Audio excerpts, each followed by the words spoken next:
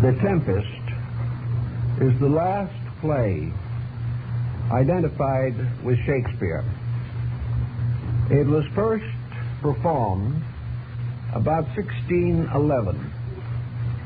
There may have been a second performance in 1613. No scripts of these earlier performances are known to exist. It was published for the first time as the first play in the Great Folio of 1623. The basic description of the play is that it is considered a comedy. It is a comedy because it has a happy ending. The second point that has been advanced is that it is a court play. That is the type of production that was performed either under the patronage of some powerful noble or at some event in the court of England. To study the play very carefully is utterly beyond the time at our disposal. But I suggest that those of you who are stimulated by our remarks will do well to read the play at your leisure. Many have declared it by far the finest example of the theatrical literature of the period. Unlike most of the plays that came along in the Elizabethan era, it is not based upon other written material. It is not derived from the French or the Italian or the English. It is a play contrived entirely within the fabric of itself. Part of the play is in the form of a prologue.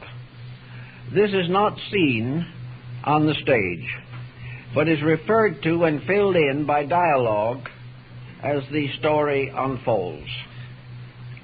The simple story of the Tempest is that Prospero, the Duke of Milan, was a very scholarly and thoughtful man who gave his life up largely to pursuit of learning and to the advancement of his own inner life.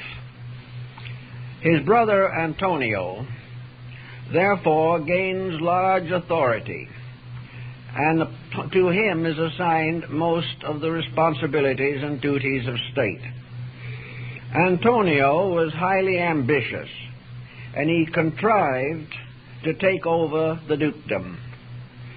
He did this by eliminating the duke, the rightful duke, and his infant daughter. Not wishing to be guilty of their death, he caused them to be put into a small, unseaworthy boat and turned loose upon the ocean. By providence, they came finally to a mysterious island, an island at that time inhabited only by Sycorax, a witch, and her son, Caliban. Sycorax was exiled from Algiers for black magic, and this was her place of exile. Her child, Caliban, was fathered by a demon, and this constitutes a very intriguing and unusual arrangement of things. The only other creatures of the island were spirits, nature spirits, fairies, gnomes, and so forth. The most important of these spirits was Ariel. And Ariel had been imprisoned in a pine tree by Sycorax. And there he remained until later Prospero released him. When Prospero and his daughter, then an infant, reached the shores of this island, he gradually took command of the land that had originally been ruled by the witch. As a result of this, of course, he came into conflict with Caliban and had considerable trouble subduing him. He was never able, however, to redeem or reform his nature, and Caliban remained a strange, monstrous creation. For some years after, until Miranda, the daughter of Prospero, had grown up, They lived alone in this strange environment. Prospero educated her and instructed her in many of the secrets that he had gained in his long years of research. At the time of his departure from Milan, Prospero had a very wise and wonderful counselor, an ancient man called Gonzalo. This wise counselor, when he found that Prospero was to be put into this ship, this little boat, and cast into the sea, arranged to hide in the boat a large number of the precious volumes from the ducal library. These books were so important to Prospero that he said they were worth much more than his dukedom. Studying these books, educating his daughter, and wielding authority over Caliban, Prospero remained for a long time on the mysterious Enchanted Isle. In the meantime, other interesting things were happening.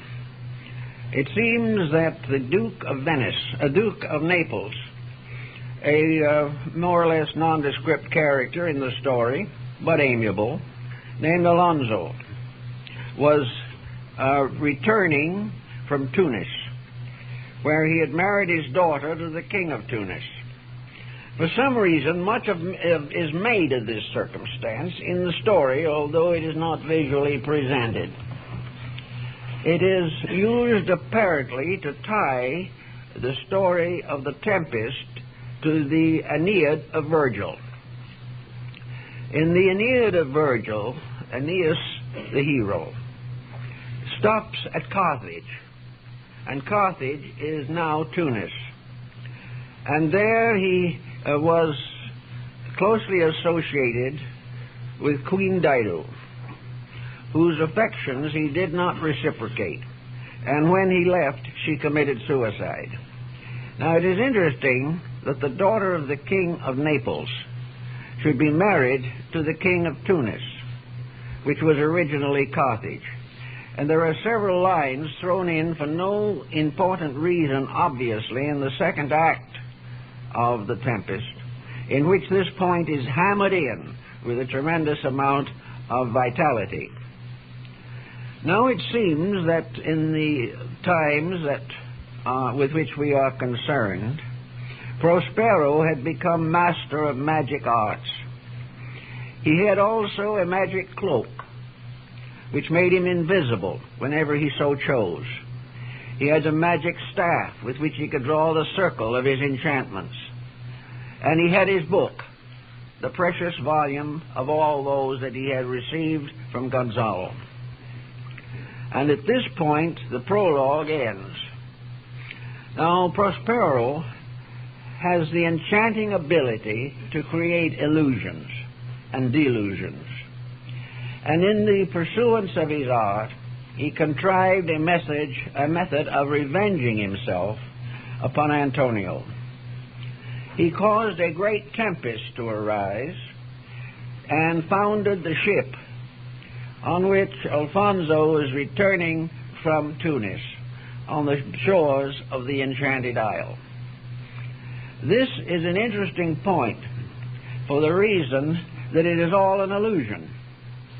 It was something conjured up. And when as we go into the story further, we find that there was nothing wrong with the ship. Nothing happened. It was all in the minds. It was all in the experiences of those who were caught in the magic tempest. It is interesting to point out also that in spite of having been cast into the sea, all the members of the ship's group arrived on the island without their clothing even being wet. It is all a system of magic, a peculiar combination of illusion and delusion. Once they had all arrived on the island, Prospero divided them into groups, and he called upon an airy spirit called Ariel to act as his messenger. And through Ariel he controlled, bewitched, befuddled, and bemused all these groups, so that They did not know what they were doing or really where they were. At the same time, with the King of Naples came his son, Ferdinand, an upright and fine young man. And Prospero contrived a romance between Miranda and Ferdinand. And this romance blossomed, and they were finally married, and according to the theory at least, lived happily ever after. As time went on, the tone of Prospero's thinking changed considerably. And after giving all these strange experiences to these groups, he revealed his true identity as the Duke of Milan. He forgave all of his enemies, and together they returned on the ship to which nothing had really happened, and the two dukes returned to their dukedoms, and all the other members of the cast faded from sight. After he left, the island was inhabited only by Ariel and Caliban. Now this is a rather quick digest. We don't go into some of the lesser characters, but this is the main theme of the story. And from the time it was written, experts, scholars, students on various subjects have tried to understand it. Nearly everyone who has approached it realizes that it has more than one meaning, that it represents some type of an enigma, an emblemata, a strange and mysterious piece of literature. Those who like to assume that Shakespeare wrote it are mostly inclined to admit that other pens were in there somewhere. This is understandable if there were 10 years between the last presentation of the play and its appearance in the folio. Where was it during that time? We know that from the quartos of the Shakespeare plays, these quartos show revisions all the way through, and the original quartos are not like the text that appears in the first folio edition. Was this play also tampered with? Were things introduced into it that were not originally in the court play itself? Now, as we approach the subject, we realize that there are two immediate interpretations possible. The first is that the entire play deals with the theater. The fact that many of these plays involve the theater and make certain philosophical opinions about theater causes the scholar to give a moment's pause. For instance, the lines, "The world's a stage, and men and women only actors on it. They have their exits and their entrances, and each one in his day plays many parts." Now, this is theater, but it is something more than that. It implies the theater of the world. In Hamlet, we find the Prince of Denmark remarking, "The play's the thing with which I'll catch the conscience of the king." Play acting within play is not uncommon to the literature and theater of that period. Now, if we wish to assume that it is a play, and a play only, then nearly everything in it is explainable in terms of a kind of natural magic, which is called stagecraft. Of course, it is obvious that in the first scene, where the ship carrying Antonio and the other members from the coast of Tunis, it is obvious that if this is on the stage, no ship sank. No one was thrown into the water. No one swam ashore. No one had his clothes wet, because there was no water. It was all a contrivance. It was all stage management. It was all the work of careful scenic description and fabrication. If this be the case, there is an interesting line in the Tempest, in which it is mentioned that the globe itself, the great globe itself, shall be dissipated, shall be lost. And this globe, of course, reminds us that the principal theater in which the Shakespearean plays were produced was the Globe Theater. So now we have a globe that could either be the earth or the theater. If we wish to assume it to be the theater for a moment, then we understand why the whole subject, the whole play, is an insubstantial fabric of a vision.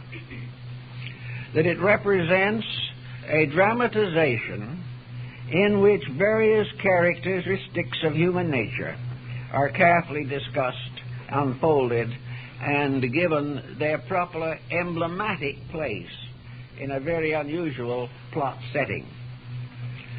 This also brings us to the next situation that we have to consider. Presuming that it is not merely a play tied to theater, then there might be other possibilities. We know that originally theater was sacred, that it was part of the great cult of Dionysus, and that within the fabric of the theater were produced the initiational rituals of these particular rites. We know also that all this pageantry was keyed to meaning, that every figure in the story had some part in the great story of human unfoldment, that it was not simply a fictional thing, but a kind of mandala suitable to meditation. And this is certainly true of the Tempest. Now, the next possible interpretation must cause us to pause for a moment and orient the play in time and place. These are very important factors, for every thing that descends to us from antiquity is in some way bounded by time and place. Here we have, for example, the problem of what was the Tempest that might possibly have brought this whole picture into focus. Several have decided that the most likely answer to this is that the Tempest was the Protestant Reformation. Now, this was a tempest that swept Europe. It originated with the development and release brought about in religion by Martin Luther. It is very interesting, just in passing, that the crest of Martin Luther was a rose. Within the rose, a heart, and within the heart, a cross. This, incidentally, was the device of the Tudor family, not German. And on the casket of Queen Elizabeth, the symbol of the Tudor rose is identical with that of Luther's crest. This rose also occurs in many different forms and values and has been gradually linked with the idea of Rosicrucianism. There was something happening back there that was causing a considerable stir. Now, the Protestant Reformation was really the dividing line between medievalism and the modern world. By means of this Reformation, the power of the clergy and of the nobility was sharply curtailed. This is the key to a great deal of our story. The Protestant Reformation liberated the possibility of the individual developing a new point of view concerning the world in which he lived and his relations with his fellow human beings. Probably the greatest product of this Reformation, which is clearly indicated, is Bacon's Novum Organum.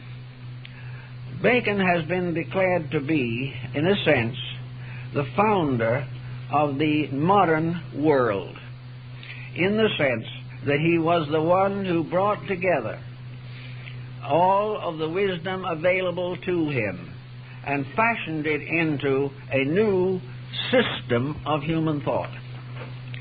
This new system was in substance merely the fact of bringing the philosophies, religions, and sciences of man into harmony with the religions, philosophies, and sciences of God.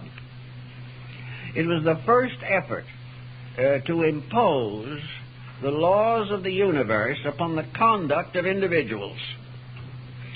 It resulted in a tremendous change in education.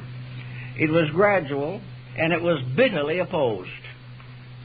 Every leader in this particular field was under very heavy persecution. Entrenched attitudes, the power of the clergy, the dictatorial authority of the kings, these were all threatened, and naturally they retaliated in kind.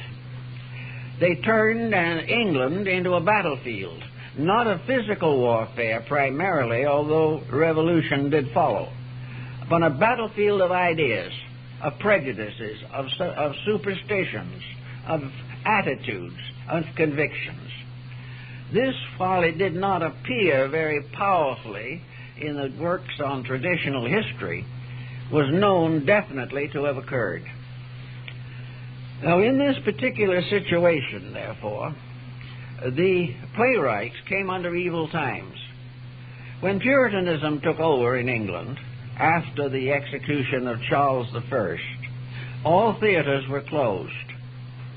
Actors were forbidden to perform and were persecuted as individuals. It is said to have been a prologue and the beginning of this situation that contributed to the resolution of Shakespeare to leave London and go back to Stratford. In those days, the journey from London to Stratford was so long and difficult that it promised practical immunity from the pressures of political change. In this particular phase of the matter, then, we have the dawning of a new era. We have a new power rising up, a power of liberation, of humanism, and of transformation. Now, as we know today, we are in a similar critical period, a period in which factionism becomes intense, a period in which clinging to the old and attempting to escape to the new may often become a mass of bloodshed.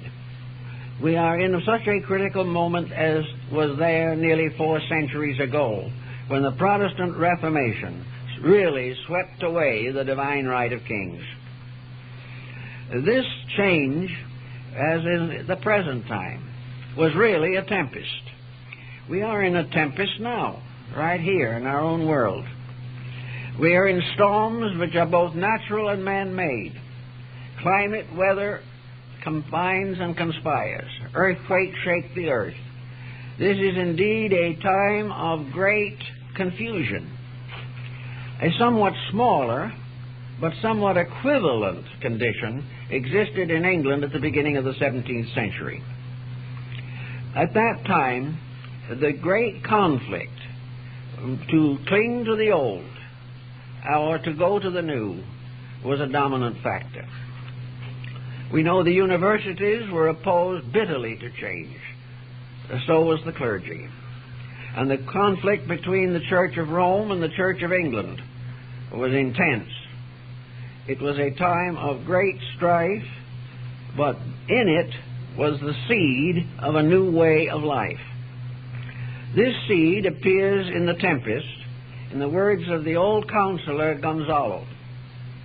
He describes a new way of life, a new world, a new concept of existence, in which there should be no war, no crime, no tyranny, that the individual would not be burdened with the labors of peasantry beyond his natural control, that man should return to the contemplation of nature, that he should therefore realize that he has been given a world that can support him and take care of him and give him all the needs and many of the luxuries of life, if he will cease his competitions, if he will overcome his arrogance, and will dominate for a little while at least his instinct to advantage and ambition. In other words, Gonzalo states the very basic story, which has also been associated with Bacon's New Atlantis, and in turn with the shipwreck of Sir George Soma on the Bermudas. All these things were part of a picture that dominated the minds of people at that particular time. It was obvious that such a concept could not be put on the stage. It would have been enough to condemn to death anyone who would outwardly and frankly discuss the matter. Everything had to be done in secret. Now, in this particular case of secrecy, we discover, for instance, that Prospero, in the story, has 3 priceless instruments which he values, but which in the end he casts aside. The first of these is his magic cloak. He wears this before the world all the time. But when in talking to his daughter Miranda and in other intimate details, the stage instructions tells that he takes off his cloak. The second thing that he has is a magic staff with which he draws the circle of his enchantments. And the third thing he has is a great book which contains all the secrets of the world. Now, if we say, for example, that Prospero represents the New Order and perhaps veils the personality of Bacon himself, then we can begin to understand the magic cloak, which he takes off and puts on. When Prospero wore it, he could make himself invisible at will. When he took it off, he was visible again. Now we can rather equate this with the idea that a great part of the work of this new order of things was done in secret. Many books were written without names. They were cloaked. They were concealed. In other occasions, we find that the magic cloak allowed him to move invisibly in a world of his own, a world of secrecy, for that is the real meaning of the magic cloak, secrecy. Now he had a staff, and this is very cute, and most people probably haven't even thought of it. What is a staff? It is a stick you lean on. No one questions this. But a staff is also an establishment of people working towards a common end. We have the post office department with its staff. We have the police department with its staff. The staff becomes a symbol also of a group. Now, if we want any further inclination in this direction, we remember that with the staff, he drew his magic circle. What is a circle? A circle is also a group of people gathered together under some particular purpose for considerations and purposes considered to be important. We know that at that time there was a circle of poets and playwrights and actors, and that these were the closest friends that Lord Bacon had. We also then come to the book, and at the end of the play, Prospero cries, "And deeper than did ever plummet sound, I'll drown my book." Drowning is a symbol of concealment, so that the concealment of the book, or the placing of it where it is inaccessible, is also part of the original plot and story. Actually now, then, we have to consider a little bit the political system and the situation it involved. The Baconian theory of philosophy and science is based upon experimentation, observation, and tradition. Bacon's outward texts emphasize all of these points. The entire theory is that man shall no longer follow the dictates of other men, that he shall no longer derive his authority from the past, or from that, for that matter, even from the contemporary. The individual, the scholar, must gain his authority by observation of facts. This involves experimentation. laboratory techniques, and everything that it is possible for the individual to learn. He also implies in this the foundation that was later to be enveloped by the cloak of the Royal Society, namely the exploration of all parts of the earth, to know more about their people, to know more about their natural resources, to find out about their flora and fauna, to determine their characters and their nationalities. It was also a continual program of research into man, the circulation of the blood, the development of the new concepts of astronomy by Copernicus and Galileo. All these things were part of a great pattern which had as its primary objective human improvement, but produced in the course of its development a great amount of human confusion. To finally change the basis of knowledge from tradition to living fact was the great Tempest, the transformation that was so greatly to be desired. Now, in this particular instance, we realize from the study of Bacon's writings that they divide definitely into three groups. The first group, composed of the Novum Organum and other elements and sections of the advancement of science, were limited largely to the outlining of an infallible pattern for the advancement of knowledge. This is so clearly set forth that it is amazing even to our present day. The second part of his teaching was essentially philosophical. And in this area, he gives us a great many interesting patterns, constant references to classical thinking, and, of course, his wonderful little book, The Fables of the Ancients. He shows his philosophical insight sufficiently in his outward writings to be included among the great philosophers of Europe. His third part was religion. And while it would appear that a scientific advancement might result in the retarding of religion, this was no part of Bacon's plan. Bacon himself declares on a number of occasions that he is a faithful child of the Church of England. He also left to us his essays, which are among the finest moral and ethical documents and one of the greatest pieces of English literature.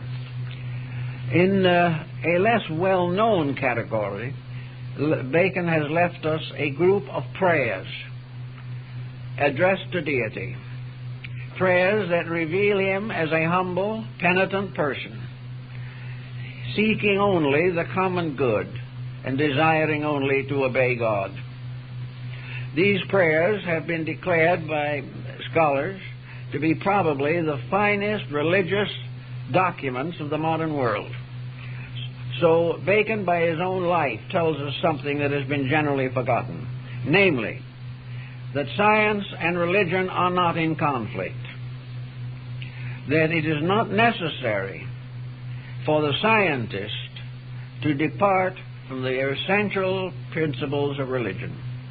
He may differ with man-made theology, but he will not differ from the laws of heaven.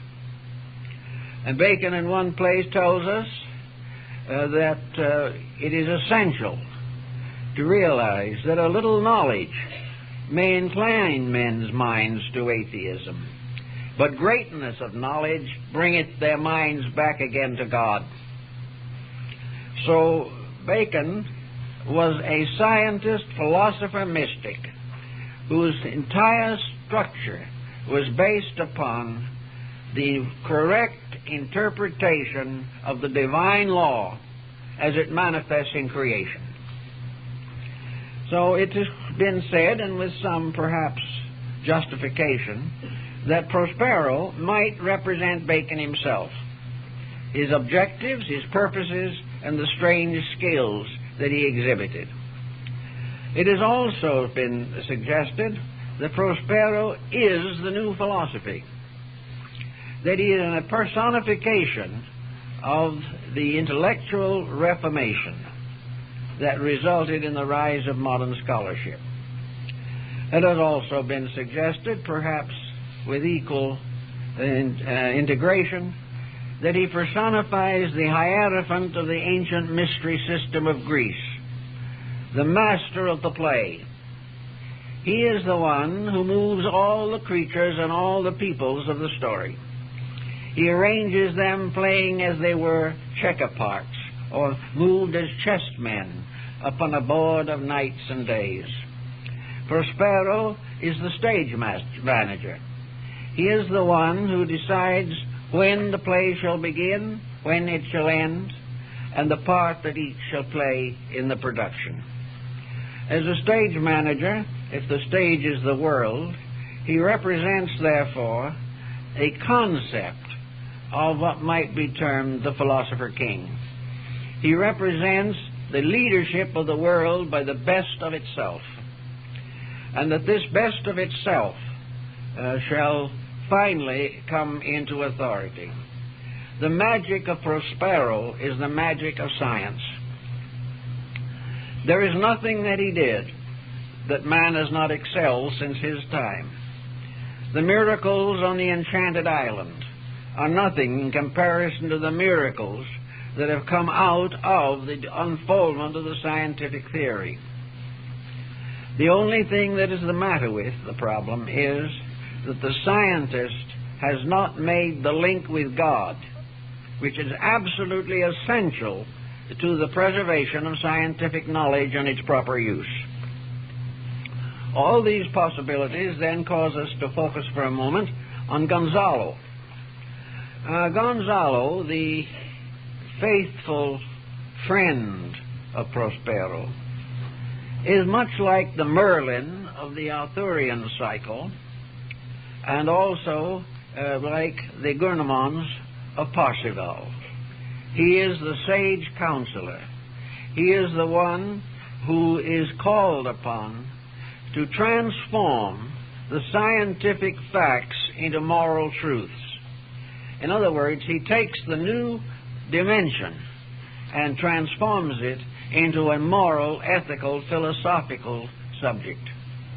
He points out the implications of knowledge, how each new discovery brings new opportunities, not for skill alone, but for wisdom. He is taking all truths that the Prospero has gathered and assembled, and is transforming them into meaning in the lives of the common people. He is showing how truth in its own nature can transform not only the fields of learning, but the fields of living.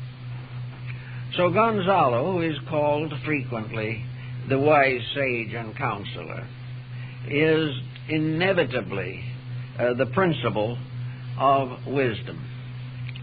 Now comes Miranda. Miranda is a very beautiful, a very loving, very pure young woman who has known no one but her father and Caliban and some of these nature spirits. She has been taught by him and instructed by him and is his confidant. And whenever he addresses her, he takes off his cloak. Now, there's almost no doubt, and practically all have agreed, that Miranda is the symbol of religion. In other words, Miranda represents the third part of a triad of the mind and the emotions and the efficiency of physical life. So in our little concept, we can remember the old Greek Socratic triad: the one, the beautiful, and the good. Obviously, Prospero is the one. Gonzalo is the good. And between them stands Miranda, the beautiful. These form a triad, which is basically Christian, but is derived, as much Christian mysticism is derived, from very ancient sources. This triad of the one, the beautiful, and the good is clearly unfolded by Dionysius Areopagus in his mystical divinity. It is also found in St. Augustine's writings, and particularly in the writings of St. Thomas Aquinas. But in any event, we have now a triad of principles. Principles that are definitely based upon eternal truths in nature. These three are very hard sometimes to fully understand, but we know that Miranda is the confidant of her father. We know that she obeys him, and we know also that she knows him without the magic cloak. So we find another very interesting parallel there in spirit, soul, and body. In other words, Prospero is the spirit of the new learning. Miranda is the soul of that learning. And Gonzalo is the body of that learning. And it is only Miranda, the soul, that can commune with her father, the spirit, when he is not cloaked in one of his appearances. She, by her own intuition, receives his instruction, and he is always in communication with her. And the close association of spirit and soul is very beautifully and tenderly developed. Now, in this same triad situation, we observe the instrument of Baconian Reformation.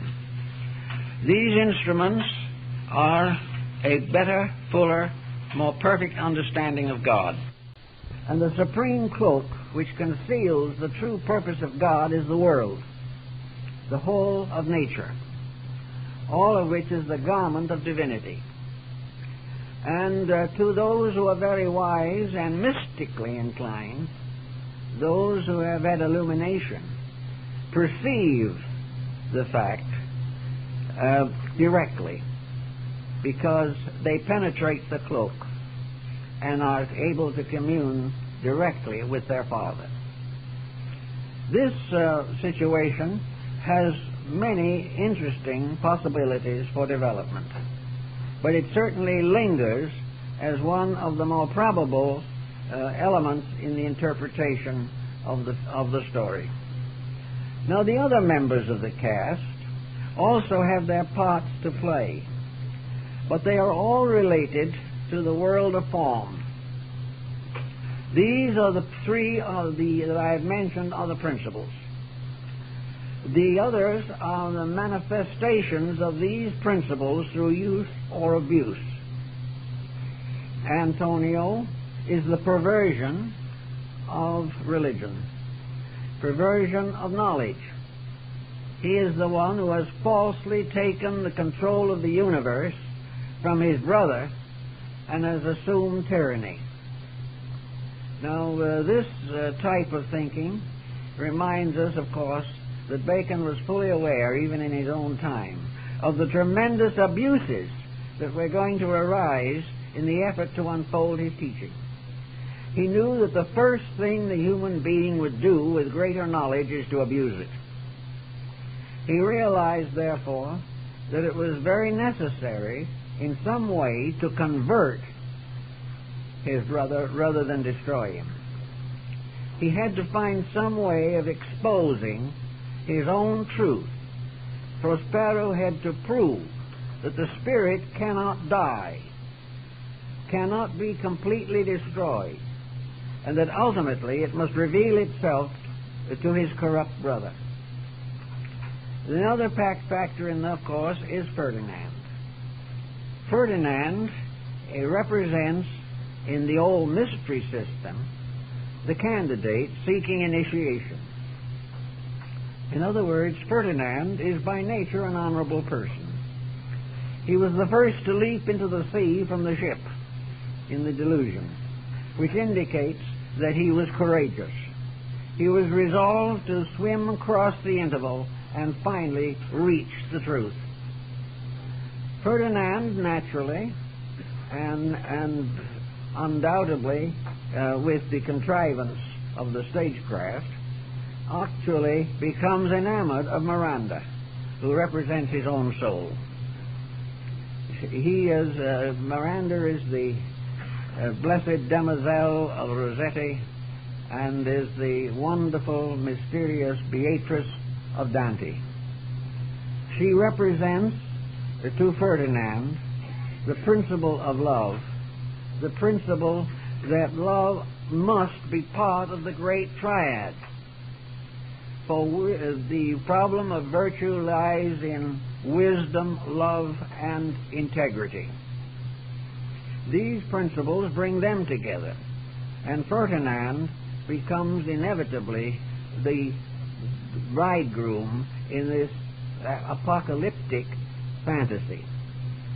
Most of the other characters have been introduced primarily for the purposes of a court masque. The sailors with their robust humor and the other individuals involved have very little real significance in the play. They are used most often to tell some part of the production that is not shown. Caliban, however, does come in with considerable force. He is described as a monster, and when Prospero tries to teach him to speak, Caliban says all he has learned is to swear better. He is able to curse more grammatically. Now, Caliban obviously represents in the field of knowledge not only natural ignorance, but a kind of depravity. Caliban is materialism.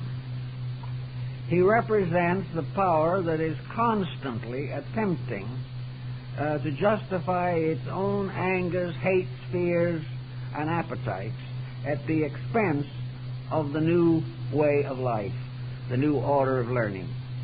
Caliban is the inevitable result of the increase of skill without the increase of integrity. Actually, Caliban attempts to assassinate Prospero. He attempts to destroy wisdom, because wisdom is an appetite he does not know how to satisfy. He wants to destroy the thing that interferes with his right to be wrong. He wants to use all of the skills that have been part of Prospero's magic simply to advance his own animalistic tendencies. Materialism, therefore, declares war against integrity, against the new order of learning. Materialism takes the wand and the magic coat to cover its own nefarious actions. Materialism wants knowledge only for one thing, and that is personal gratification, and that is Caliban's keynote. He is not interested in the improvement of anything except his own fortunes, and he hasn't the intelligence to do anything with his own fortunes. He is simply a blind, bestial dedication to gratification. In this instance also, we have a little thought for Ariel. Now, Ariel is one of the interesting characters that appear in certain of the Shakespearean plays. Puck in the Midsummer Night's Dream is another. Ariel is a spirit.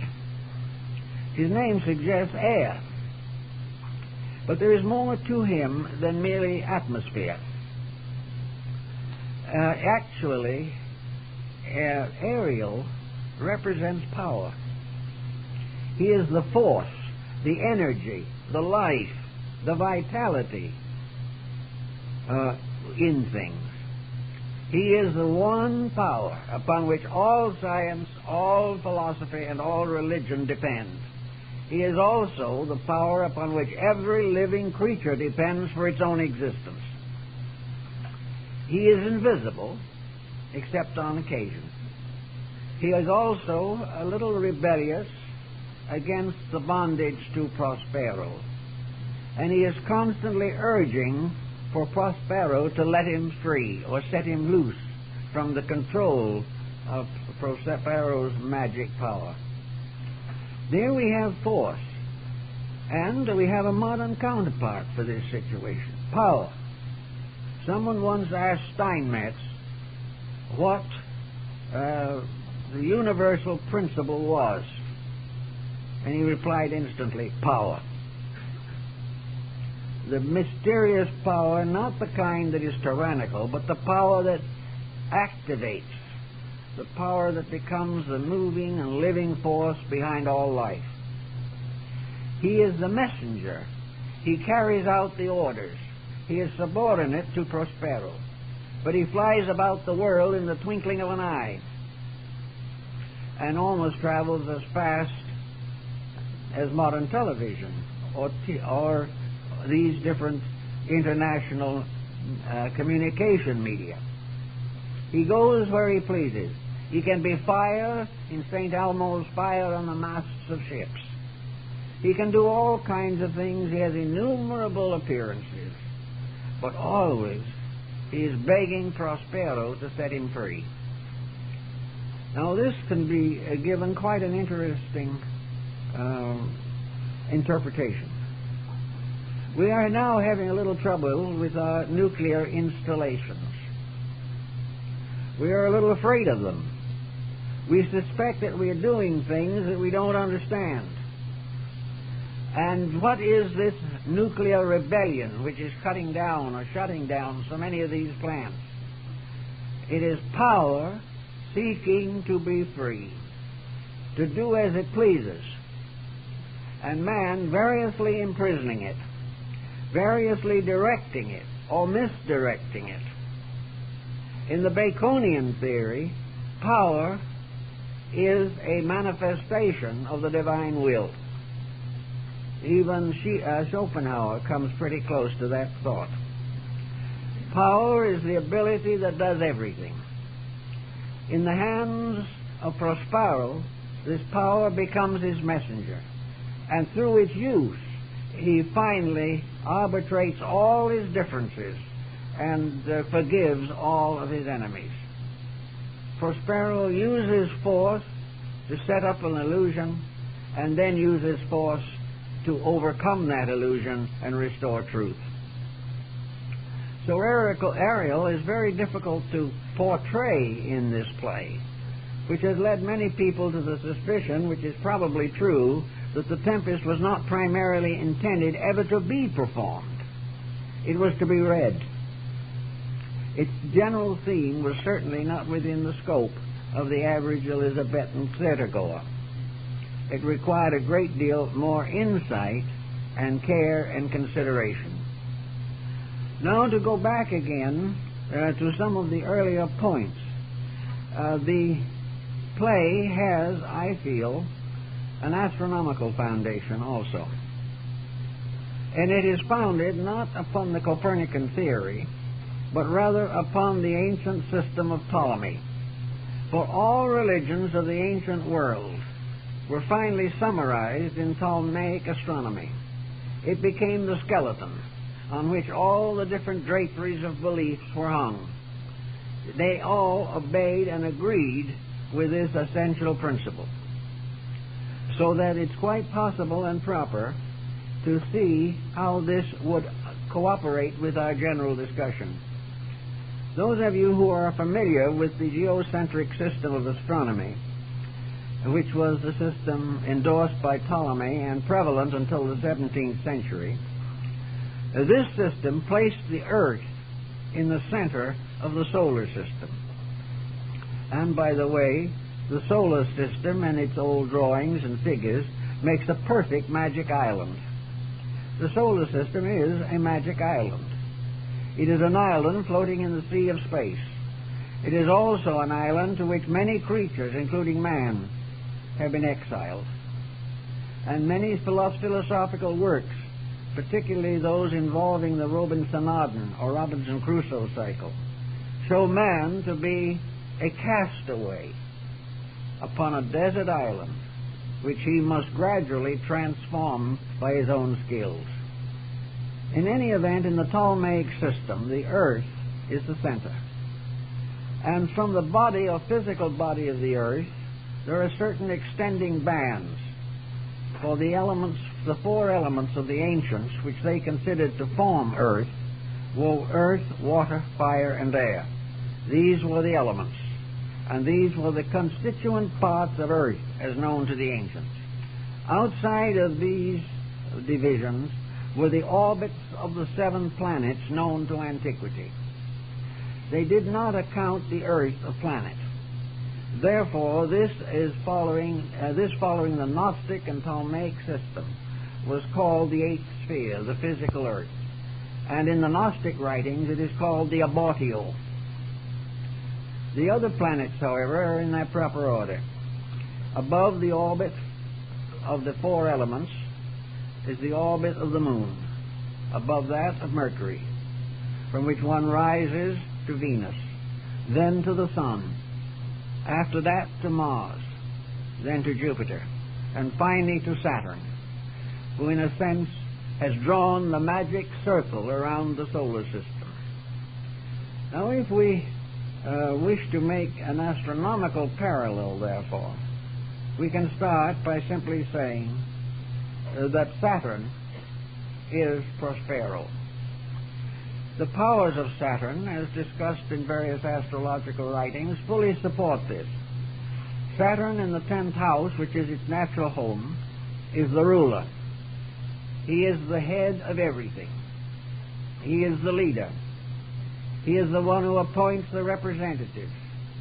And unless perverted or by some bad combination, he rules righteously and contains within himself the principles of all the other planets. Below him is Jupiter, the most philosophical of the planets in astrology. This is Gonzalo, who is involved in learning. Jupiter rules higher education, all these things. He is involved in learning. He is involved in interpretation. He is involved in revelation, unfoldment, and reformation of learning. The third one is Mars, who undoubtedly represents Antonio, because Antonio and Mars are both symbols of violence, of aggressiveness. The good Mars is one of courage. A bad one is one of treasons, stratagems, and spoils. A deceiver, a destroyer of good. The next is the Sun in this order, and he is Ferdinand, because Ferdinand in the ancient mysteries was always the candidate, the Sun, and the journey through the mysteries was always patterned by the journey of the Sun through the zodiac. Therefore, the candidate played the Sun. Below that is Venus, who corresponds to the King of Naples, who is just returning from marrying his daughter to the King of Tunis. He is a symbol of emotional unrest. He is constantly involved in the use of emotions to advance his own temporal power by forming allegiances. Alfonso, then, is emotional disturbance, and also, to most people, a symbol of the perversion of emotion for self-gratification. Below that is, of course, Mercury. And what could Mercury be better than Ariel? Mercury was the messenger of the gods. He was Prospero's messenger. He was the communicator that bound heaven and earth. He was the brilliance of the quick mind, but he was also the mysterious power of vitality. Therefore, Mercury was a kind of universal agent, perhaps the same agent that Paracelsus called Azoth. That which a man can possess it will make him able to go everywhere, be everything, and do everything within the boundaries of his philosophical understanding. The moon, of course, is Miranda. And here we have another very interesting symbolism. For the moon is the mother of the mysteries. She is the great Isis, whose veil no man can lift. She is the Mater Deorum, the mother of gods. And in the Greek, she is Rhea. In Christianity, she is the Madonna. Therefore, she properly represents the moon. Now, there's an interesting point in this that perhaps many people haven't noticed, and that is that we have a touch of alchemy thrown in on us at this point, as a means of establishing something that might otherwise be difficult to understand. For in alchemy, the great work is accomplished by the marriage of the sun and moon. So the happy marriage of Ferdinand and Miranda represents the philosophic union. It represents that union within consciousness itself, by which all living things will dwell together in happiness forever. The Chinese have exactly the same thought in their cinnabar alchemy, for they also refer to the medicine of the sun and moon. The union of the sun and moon is the final reconciliation. And as soon as Prospero has achieved his end in the romance between his daughter and Ferdinand, he begins to undo his magic, because it becomes no longer necessary. We have all these elements, and of course in this pattern the eighth sphere left out, the abortio, is Caliban, the symbol of the lower material side of life. The Arabs had an ancient belief that all the evil in the world finally was filtered out of our atmosphere and made into the body of a dark star which circles around the orbit of the earth. Efforts have been made to distinguish this. Some astrologers have tried to identify it with Lilith, the demon wife of Adam. But in any respect, it is the symbol of Caliban as the unregenerate, the unredeemed, but to be redeemed in the due course of time. The body cannot redeem itself. It has to be redeemed by the powers within it. And when these powers do not concentrate upon that effort, Caliban remains a monster. There is a further clue to this in the fact that the material earth is supposed to be surrounded or composed of four elements: earth, water, fire, and air. Each of these has an astrological symbol. Each of these has an emblematic symbol associated with it. And the body of Caliban is a composite made up of these symbols. He represents all the four elements in their monstrous compound, which we call the world. Now, as we think a little deeper into this thing, we come against something else that's rather confusing but intriguing, and that is the hermetic axiom. That which is above is like unto that which is below, and that which is below is like unto that which is above. This is said to have been inscribed on the emerald tablet found by Alexander the Great in the tomb of Alexander, in the tomb of Hermes. In this particular case, the law of analogy intrigues us to wonder what the relation may be between the world form, the world pattern, the world intrigue, and man himself as a person. There is no doubt in the world that Bacon's primary consideration in all of his works was the improvement of man, the regeneration of the human being by providing him with facts, with realities so inevitable that he could not refute them. Man's regeneration depends upon his return to the divine plan by which he was fashioned. He must obey that which was created to command. He must be part of a plan in which principles are immutable, and the individual can never be free except by obeying. So we come now to man himself and his composite constitution, and this seems likewise to have a place in the story of the Tempest. Most of those who are interested in esoteric matters at all are aware of the multiple bodies of man. They are aware of the auric field in which abide the principles of life, and also the seeds of the various lower vehicles which involve the lower mind, the emotions, the vitality, and the form. Here we have, therefore, a triad of principles manifesting through a quadrad of bodies or vehicles. This is very much in line, for here we find Prospero, the spirit. The spirit, the highest part of man's constitution, by which it is one with and indivisible from the universal spirit. And for all practical purposes, the spirit in man is an aspect of the universal life principle. God in man is the fragment, so to say, of the God in space. This relationship gives finally to the spirit ultimate authority.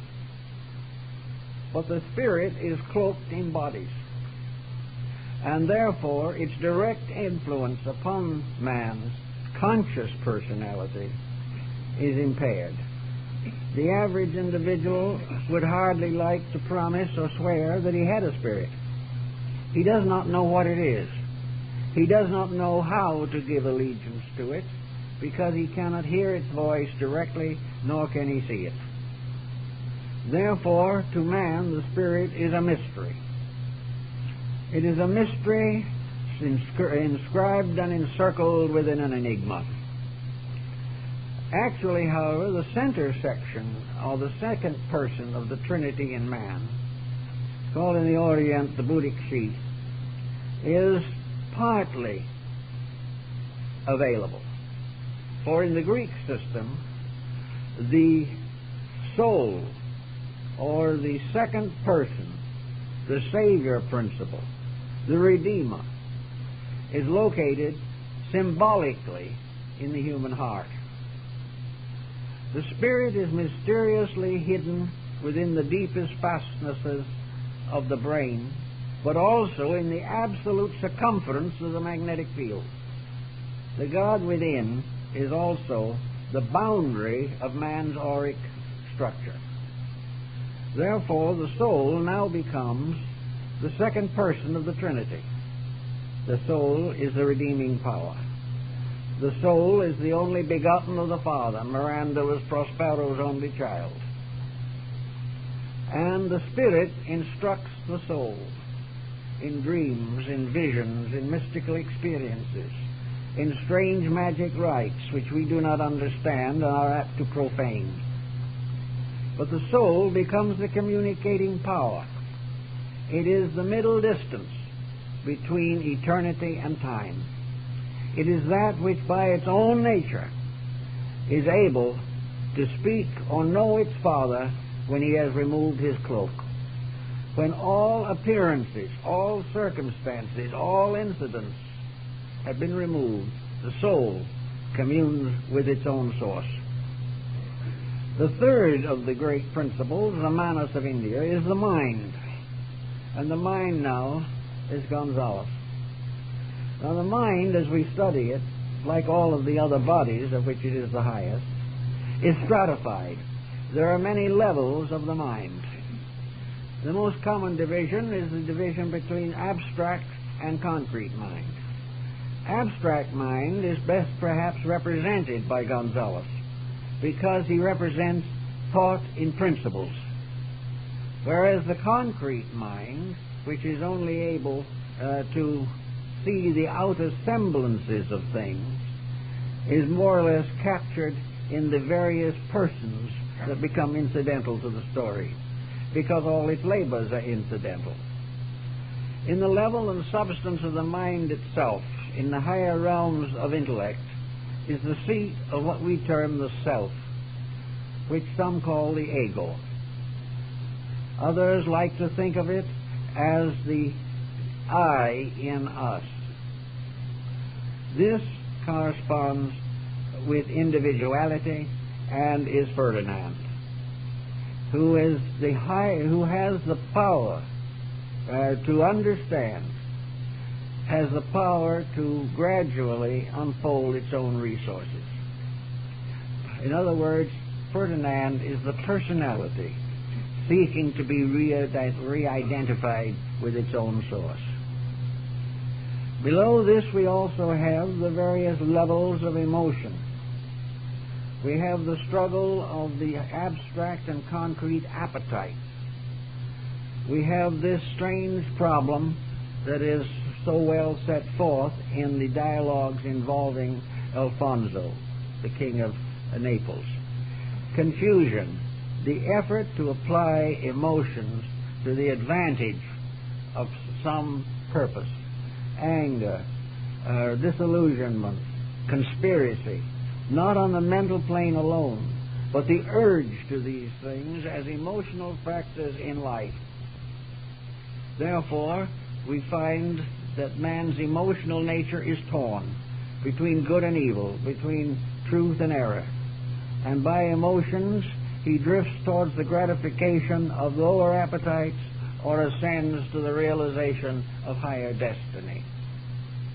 Below the emotional nature, of course, is the energy body, called the etheric double by some, vital body by others, the akashic field by still others. Here we have definitely the symbolism of Ariel. Ariel can be transformed immediately into the human nervous system, just as Alfonso can be the veins, and each of the levels has its own proper representative. This Ariel now is the life with which we move and have our being. If anything impairs that life, we have paralysis. If it is too greatly impaired and the life supply is cut off, we have death. But life itself does not die. It continues to exist in space forever. But the vital body of man is the link between the two higher bodies and the physical form. If this link is disturbed, then sickness of various kinds steps in.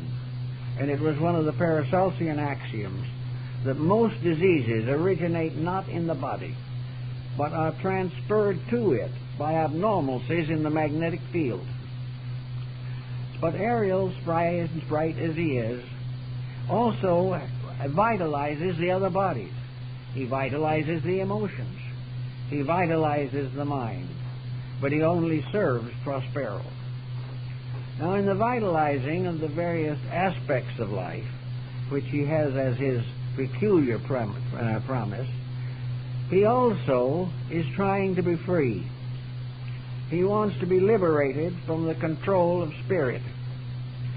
This is an appearance rather than a fact, because he is actually the energy of spirit itself. Prospero tells him that in due time he will be free. Now, the free use of energy is its proper use. It is its use as a building power, a constant reminder to us all that the energy by which we do anything is the divine energy, that it is given to us for a purpose, for a dedication. We cannot lift our hand without it. But what happens when we lift our hand against our brother? This is disruption of energy. This is abuse of it. And from this abuse, numerous and innumerable tragedies result. Therefore, Prospero continually promises Ariel his ultimate freedom, but does not bestow it immediately. Because man cannot have the full control of vitality until he knows how to use it. In technical thinking, the complete control of this vital principle could end in physical immortality. Because if the flow of energy is not intercepted, or in some way blocked, organs continue to function, the mind continues to dream, and all things continue to go in the direction which they are intended to go. Actually, as a vital principle also, Ariel has another facet to his nature, and that is that he is the power of imagination. Imagination in some way by the ancients was linked with the nervous system, which is probably proper, but it's a combination of emotion, of thought, and of vitality, and these being combined in Ariel, we see how they can work out. Actually, as Bacon himself tells us, the whole of creation is a dream. The great problem is that man must learn to dream true. He must learn to recognize that dreams have a strange substance in them, and that perhaps the most important of all dreams is the dream of a better world to come, where imagination projects us into the future. It provides us with the incentives to achieve that future. If we live always in the very commonplace atmosphere of our own mediocrity, we are afraid to dream. And if we do dream, we're apt to have nightmares. But to dream true is to anticipate something better. And Bacon's great dream of the new Atlantis was a dreaming true. It was the building of a kind of architect's diagram, something that did not yet exist in mortar and stone. But this diagram, this picture, this plan would someday be fulfilled. And it is thus with the great dreams of mankind. Our sages, our saints, our scholars, our mystics, all together, they are the ones that are dreaming of the solutions to things. Now, there's not enough of that dreaming today. We are all locked in the immediate. We are afraid to think of tomorrow, and we do not want to remember yesterday. But actually, to look forward to something greater and something better is absolutely necessary to us. Bacon could imagine what was going to come, but he could only lay the foundations. And each of us, each nation, each individual, each generation has to build a solid foundation under its dreams, its visions, its hopes, its dedications. It must build and count much on the substance of things unseen, because it is within ourselves, in our own inner lives, that we are the architects of the world's future. So if you put all these things together and make a kind of a picture out of them, I think you can read the Tempest and get a good deal more out of it, because whoever wrote it was very, very wise and had a skillful knowledge not only of the times in which he lived, but of the future. He was certainly a scholar, a scientist, a philosopher, a mystic. And he also had the skill to put these factors together to form an imagery. And when the play is finished, then Prospero comes out and makes his little epilogue. The curtain goes down, the scenery changes, and the whole drama ends. But before it ends, the reconciliation of the conspirators, the happy union of Ferdinand and Miranda, and the fact that the ship that they thought had been sunk hadn't been sunk at all, and they all gathered on it to go back to their homelands. Each, therefore, went back to his own place, each a little wiser, each a little better for the experience. It is called a comedy because it all ends well. And that is the comedy of life. For somehow, inside of ourselves, in spite of our doubts and apprehensions, there is a realization that comes to us from our own souls, planted there by the great magician of them all, God, planted there to assure us that in the end all will be well. And this is really the idealistic summation of this very extraordinary play. Well, I have a couple of announcements I'd like to make at this time before we all go our ways.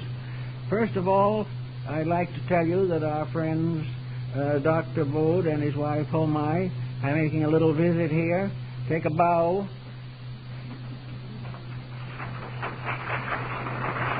Take a bow.